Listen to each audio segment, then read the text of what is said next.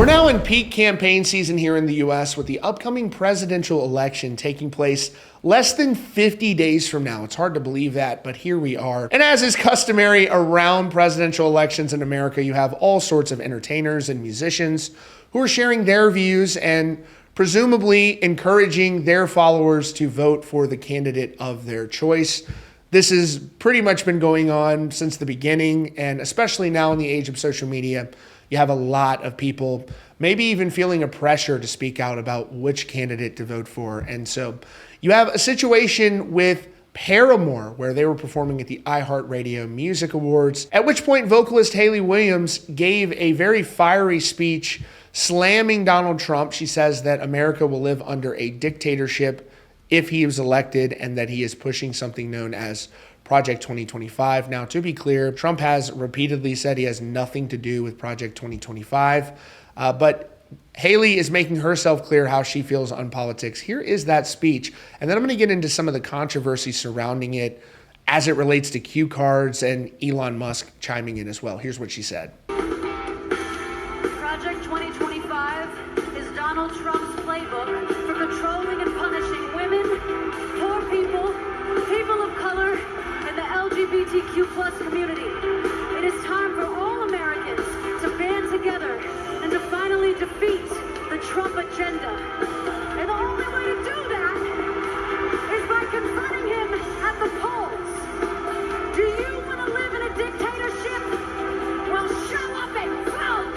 Yeah! So you can see there, Hayley is clearly very passionate about this upcoming election, and she's using her platform to encourage her fans to vote against Donald Trump. And this is not the first time that we've heard from her speak on this issue, or this strongly either. In the past, she said that any fans that would vote for Ron DeSantis were dead to her. This is what she said at the time. She spoke at the Adjacent Music Festival in Atlantic City, New Jersey earlier this year, and she said, "I'll be very happy to tell you I'm very effing comfortable talking politics." She continued, "If you vote for Ron DeSantis, you're effing dead to me. Is that comfortable enough for anyone?" Now, after she made those comments, there was cell phone footage from the crowd, which I have up on the screen for you now, where you can see there are cue cards that are being held up when she's making this speech on this performance in front of the televised audience. It was broadcast on Hulu, leading to speculation that she may have been fed lines and that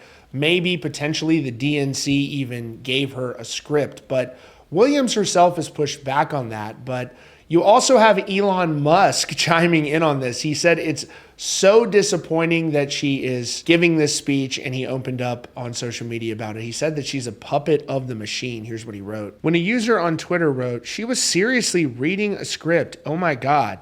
Elon Musk replied saying, "Wow, total puppet of the machine."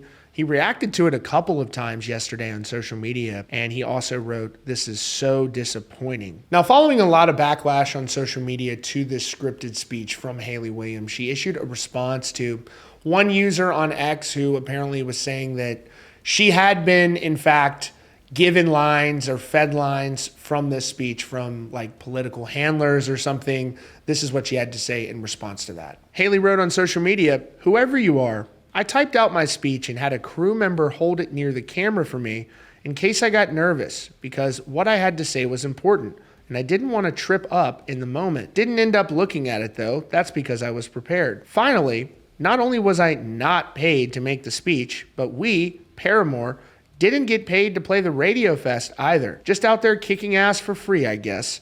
Thanks so much for your concern and for spelling my name right. Bye." Now, I don't think that Hayley didn't realize that this was going to lead to backlash. I'm sure she fully understood that, and she feels strongly about what she's saying. So that is just what she's comfortable with, facing that backlash from people who are upset. She's done this before, as I pointed out with her comments on Ron DeSantis. And you also have folks like Kid Rock on the other side who are also very comfortable expressing their views. Kid Rock actually opened up about speaking out from the conservative side in the music industry and how basically at a certain point he's saying he just made enough money and he doesn't care anymore. This is what he said in a recent conversation with Tucker Carlson. He said, "I had the money in the bank, so it was, a lot of people don't want to mess with their bottom line. A lot of people, Anybody. This goes for anybody. They're scared of their social standing. God forbid mom drops off the kids at school with the MAGA hat on. You know what I mean? All of a sudden, you're this polarizing, divisive person because you said, I want to make America great again. I was like, how dare you? People are scared. I've been a lot of things. One thing I've never been is scared. That's for sure. I think it all comes down to, regardless of who you want to vote for, how it's executed. If somebody is giving a 5-minute rant on stage in the middle of the performance, even if you agree with what they're saying, you probably don't want to hear it. If it's something that's just very brief, if you lean into it too much, I think it's just going to be very off-putting for people. But I don't know. What I want to know is, though, are you able to separate the art from the artist? Does it bother you if a vocalist that you like, if you like their music, is really outspoken on politics, or does it not matter to you? Very curious to hear what you think in the comments below. That's your latest update here from Rockfeed. As always, appreciate you tuning in. Be sure to subscribe for the latest news and updates.